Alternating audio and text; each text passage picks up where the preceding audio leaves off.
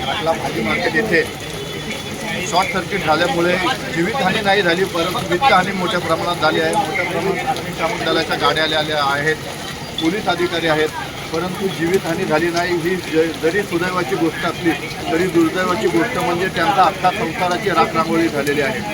खरं तर हे सगळं होतं आहे, सगळे गोरगरीब सर्वसामान्य लोक राहतात, बघतात येतारे कधी होणार आहे, येतारे कधी होणार आहे, त्याच्यामुळे ह्या गोष्टी होत नाही आहेत.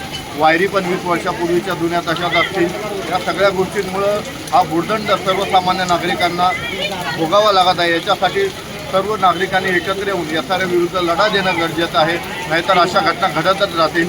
आज दुपारी एक झाड पडल्यामुळे लहान बालकाचा मृत्यू झाला 11 नंबर रोडला, आणि ही दुसरी घटना इथे होत आहे, याचा आम्ही तीव्र निषेध करत आहोत.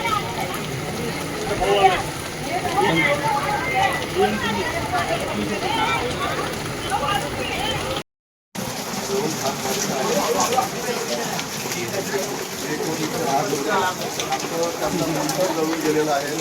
या कुटुंबाला आता मदतीची गरज आहे.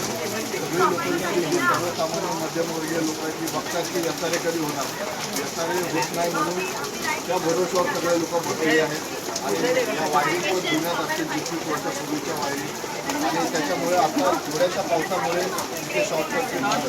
आणि अशीच जर दुर्दैव घटना घडत राहिल्या तर उद्या मोठ्या प्रमाणात आज ही नुसती वित्तहानी झाली, उद्या जीवितहानी देखील होऊ शकते. याच्यासाठी लोकांनी सर्वांनी सावध राहा आणि आपापल्या विभागामध्ये लवकरात लवकर एकत्र येऊन हे याचारे कसा मार्गी लागता येईल याबद्दल सगळ्यांनी पाहून थोडं लाईट इकडे दाखवून.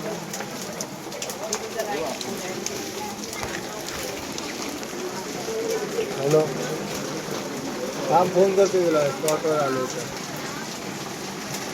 तर ते स्पॉटवर आले लागले. हां, आग लागली ना इथं, पूर्ण जळालं.